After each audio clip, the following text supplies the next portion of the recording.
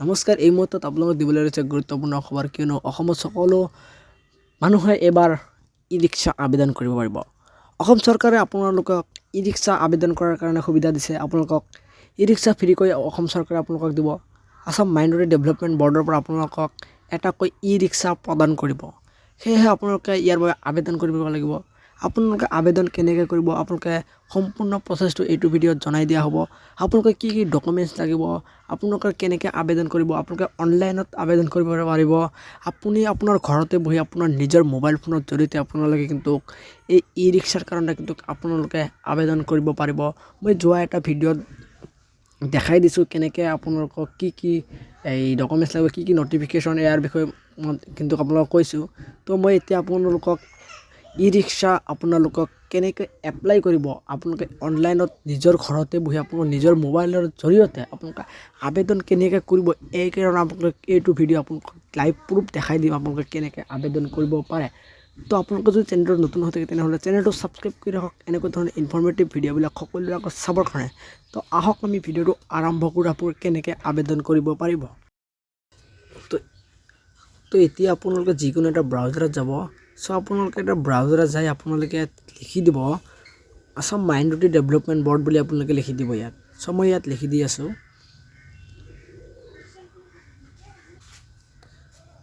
চ' ইয়াত মই Assam minority development board বুলি লিখি দিছোঁ। তো আপোনালোকে ইয়াত লিখি দি আপোনালোকে চাৰ্চ কৰি দিব। চ' চাৰ্চ কৰি দিয়াৰ লগে লগে আপোনালোকৰ মাজত এনেকুৱা ধৰণৰ আপোনালোকৰ মাজত কিন্তু বহুতকেইটা লিংক আহিব। তো আপোনালোকে ইয়াত কি কৰিব, আপোনালোকে যিটো ফাৰ্ষ্টত এইটো লিংক হয় আসাম মাইনৰিটি ডেভেলপমেণ্ট বৰ্ড, তো আপোনালোকে এইটো লিংকত আপোনালোকে ক্লিক কৰি দিব। চ' এইটো লিংকত আপোনালোকে ক্লিক কৰি দিব। আপোনালোকৰ সুবিধাৰ্থে মই ডিছক্ৰিপশ্যনত লিংকটো দি ৰাখিছোঁ, তাতে আপোনালোকে ডাইৰেক্টলি এইটো পেজত আহিব পাৰিব। যিটো পেজ মই দেখাই আছোঁ এইটো পেজত আপোনালোকে আহিব পাৰিব। চ' আপোনালোকে ইয়াত আহি ডাইৰেক্ট যদি আপোনালোকে মেনুৱেলি আপোনালোকে চাৰ্চ কৰি আনে তেতিয়াহ'লে আপোনালোকে এনেকৈ চাৰ্চ কৰাৰ পিছত আপোনালোকে ইয়াত চাওক যে লেটেষ্ট বুলি এটা অপশ্যন আছে। তো লেটেষ্টৰ তলত আপোনালোকে চাওক, মই জুম কৰি দেখাই দিছোঁ আপোনালোকক এপ্লিকেশ্যন ফৰ দ্য UPSC। তো আপোনালোকে ইয়াত এইটোত আপোনালোকে ক্লিক কৰিব লাগিব। চ' মই ইয়াত ক্লিক কৰি দিলোঁ। চ' ক্লিক কৰি দিয়াৰ পিছত আপোনালোকৰ মাজত কিন্তু এনেকুৱা এটা ইণ্টাৰফেচ খোল খাব। চ' এনেকুৱা ইণ্টাৰফেচ খোল খোৱাৰ পিছত আপোনালোকে কি কৰিব, চ' আপোনালোকে মই জুম কৰি দেখাই আছোঁ। চ' ইয়াত চাওক এই কৰ্ণাৰত চাওক আপোনালোকে এপ্লাই হেয়াৰ বুলি আছে। তো আপোনালোকে কিন্তু এই এপ্লাই হেয়াৰত আপোনালোকে ক্লিক কৰি দিব। চ' ক্লিক কৰি দিয়াৰ লগত কিন্তু আপোনালোকৰ মাজত কিন্তু আকৌ এটা নতুন ইণ্টাৰফেচ খোল খাব। চ' এই ইণ্টাৰফেচটো খোল খালে আপোনালোকক মই দেখাই আছোঁ কি কৰিব লাগিব নেক্সট ইণ্টাৰফেচত। চ' ইয়াত এপ্লাই হেয়াৰত ক্লিক কৰি দিয়াৰ পিছত কিন্তু আপোনালোকৰ মাজত এনেকুৱা এটা ইণ্টাৰফেচ খোল খাব।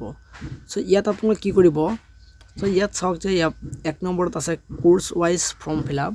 তো আপোনালোকৰ SHG ফৰ্ম ফিল আপ বুলি আছে আৰু 2 নম্বৰত আছে কেণ্ডিডেট ফৰ্ম ফিল আপ। তো আপোনালোকে কেণ্ডিডেট ফৰ্ম ফিল আপ কৰিব। কেণ্ডিডেট ফৰ্ম ফিল আপ যিটো আছে এইটোত আপোনালোকে ক্লিক কৰি দিব।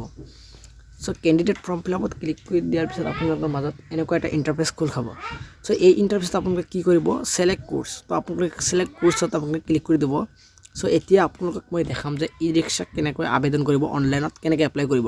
চ' মই ই-ৰিক্সাৰ কাৰণে এপ্লাই কৰি আপোনালোকক দেখাই দিম। তো নেক্সট ভিডিঅ'ত মই বেলেগ চুইং মেচিন কাৰণে মই দেখাই দিম আপোনালোকক। তো আজিৰ ভিডিঅ'ত মই ই-ৰিক্সা কাৰণ আমি এপ্লাই কৰিম, সেইকাৰণে আপোনালোকে এই তলত যিটো আছে ডিষ্ট্ৰিবিউশ্যন অফ ই-ৰিক্সাত আপোনালোকে ক্লিক কৰি দিব। চ' ক্লিক কৰি দিয়াৰ পিছত কিন্তু আপোনালোকৰ মাজত সম্পূৰ্ণ ফৰ্মটো আহি যাব। তো আপোনালোকে এই ফৰ্মত কিন্তু আপোনালোকৰ ডিটেইলছ নাম চব এই ডকুমেণ্টছ আপলোড দিব, কি কৰিব লাগিব মই আপোনালোকক দেখাই দিছোঁ। চ' আপোনালোকে ভিডিঅ'টো স্কিপ নকৰি আপোনাৰ ভিডিঅ' সম্পূৰ্ণ চাওক। আৰু যদি আপোনালোকে ভিডিঅ'টো ভাল পায় ভিডিঅ'টো এটা লাইক কৰি দিব আৰু ভিডিঅ'টো সকলোৰে মাজত শ্বেয়াৰ কৰি দিব যাতে সকলোৱে এনেকৈ আবেদন কৰিব পাৰে, এটা ই-ৰিক্সা পাব পাৰে। তো মই আগৰ ভিডিঅ'ত কৈছিলোঁ যে ই-ৰিক্সাৰ কাৰণে আপোনাৰ 80% চৰকাৰে দিব আৰু 20% আপোনালোকে দিব লাগিব। তো মই যোৱা ভিডিঅ'ত কৈছিলোঁ। তো আপোনালোকে যদি এইটো ভিডিঅ' চোৱা নাই তেতিয়াহ'লে আপোনালোকে ভিডিঅ' ডিছক্ৰিপশ্যনত লিংক আছে, তাৰ পৰা আপোনাৰ ভিডিঅ' চাব পাৰে। তো ইয়াত মোৰ চাওক এনেকৈ কিন্তু আপোনালোকৰ মাজত সম্পূৰ্ণ ফৰ্মটো আহি যাব। তো এইখন ফৰ্মে কিন্তু আপোনালোকে ফিল আপ কৰিব লাগিব। চ' এইখন ফিল আপ কৰাৰ পিছত আপোনালোকৰ কিন্তু ফাইনেল ছাবমিট কৰিব লাগিব। ছাবমিট কৰি আপোনালোকক জমা দিব লাগিব।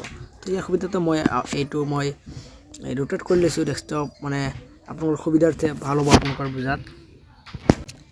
চাওক মই এনেকৈ কৰি লৈছোঁ যাতে আপোনালোকৰ ভাল হয়। তো ইয়াত আপোনালোকে বুজিব পাৰিব ভালকৈ। তো ইয়াত চাওক আসাম মাইনৰিটি ডেভেলপমেণ্ট বৰ্ডৰ ৱেবছাইট এইটো হয়। এইটো আপোনালোকে চিলেক্ট কোৰ্চ, তো আমি কি চিলেক্ট কৰিলোঁ, আপোনালোকে ই ৰিক্সা কাৰণেহে আপুনি আবেদন কৰিব, সেইকাৰণে আমি ই ৰিক্সা চিলেক্ট কৰিলোঁ। চ' ইয়াত আপোনালোকে 2 নম্বৰত আছে পাৰ্চনেল ইনফৰমেশ্যন। তো আপোনালোকে পাৰ্চনেল ইনফৰমেশ্যন দিব। তো আপোনালোকে যিটো কেণ্ডিডেট হয়, চ' আপোনাৰ নেমটো দিব ইয়াত। চ' যোনে এপ্লাই কৰিব ইয়াত নামটো দিব, তাৰ ফাদাৰ গাৰ্জেন নেম দিব ইয়াত। চ' আপোনালোকে ইয়াত গাৰ্জেন নেম দিব। তো ইয়াত আপোনালোকে মোবাইল নাম্বাৰ দিব। মোবাইল নাম্বাৰ দিয়াৰ পিছত আপোনালোকে OTP আহিব এটা, OTPটো আপোনালোকে ফিল আপ কৰি দিব।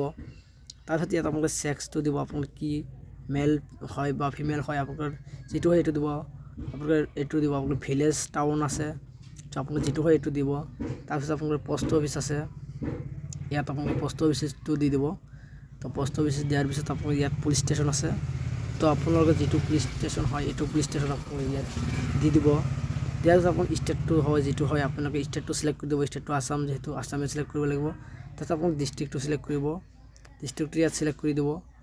তো তাৰপিছত আপোনালোকে ব্লকটো চিলেক্ট কৰি দিব, যিটো ব্লক হয় আপোনাৰ সেই ব্লকটো আপোনালোকে চিলেক্ট কৰি দিব।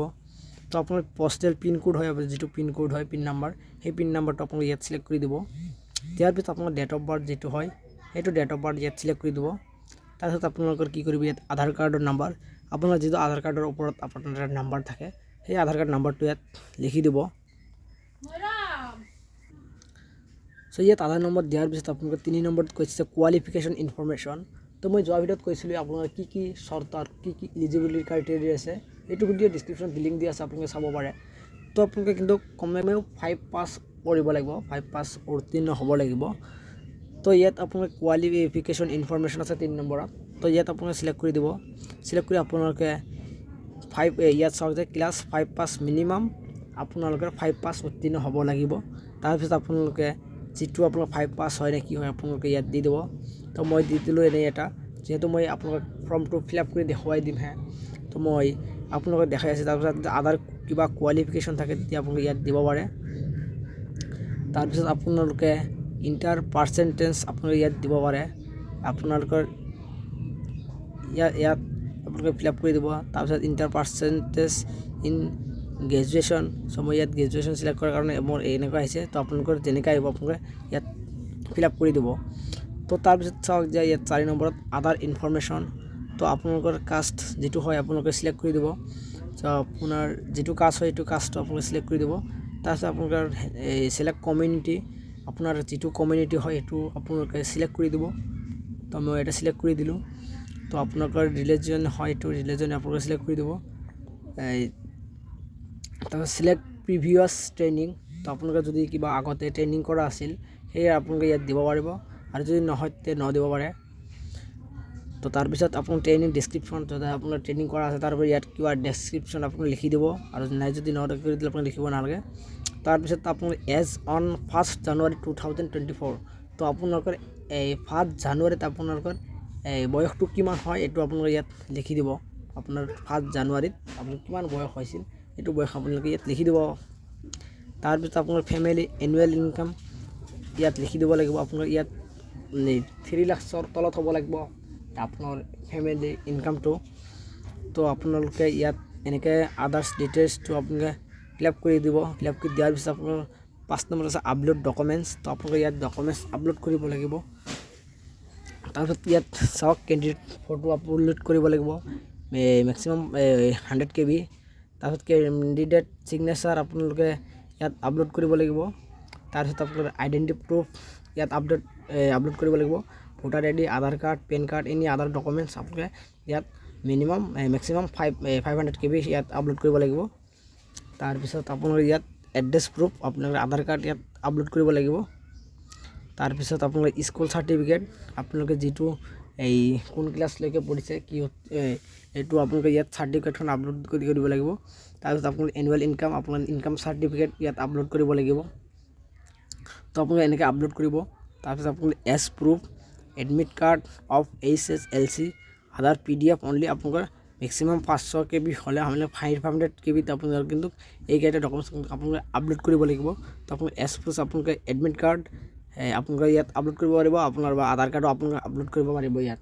তো আপলোড কৰা সম্পূৰ্ণ হোৱাৰ পিছত আপোনালোকে কিন্তু ইয়াত ছাবমিট আছে, ইয়াত আপোনালোকে ছাবমিট কৰিব পাৰিব। ইয়াত ছাবমিট কৰি দিয়াৰ পিছত আপোনালোকে কিন্তু আপোনাৰ মাজত এটা এই একনলেজমেণ্ট ৰিচিপ্ট ওলাব। এই ৰিচিপ্টখন আপোনালোকে জমা দিব লাগিব। তো আপোনালোকে এনেকৈ আপোনালোকে ফৰ্মটো ফিল আপ কৰি আপোনালোকে জমা দিব পাৰিব। তো আশা কৰি আপোনালোকৰ ভিডিঅ'টো ভাল লাগিছে। যদি আপোনালোকে এনেকৈ আপোনালোকে বুজি পাইছে, তো আপোনালোকে আশা কৰি ভিডিঅ'টো ভাল লাগিছে। যদি ভিডিঅ'টো ভাল লাগিছে তেনেহ'লে ভিডিঅ'টো এটা লাইক কৰি দিয়ক আৰু সকলোৰে মাজত ভিডিঅ'টো এটা শ্বেয়াৰ কৰি দিয়ক। আৰু যদি আপোনালোকৰ চেনেলটো নতুন হৈ থাকে তেনেহ'লে চেনেলটো ছাবস্ক্ৰাইব কৰি ৰাখক, কিয়নো এনেকুৱা ধৰণৰ ইনফৰ্মেটিভ ভিডিঅ'বিলাক সকলোৰে আগত চাবৰ কাৰণে। তো আজি ভিডিঅ'টো এইখিনি আছিল। আকৌ লগ পাম নেক্সট ভিডিঅ'ত।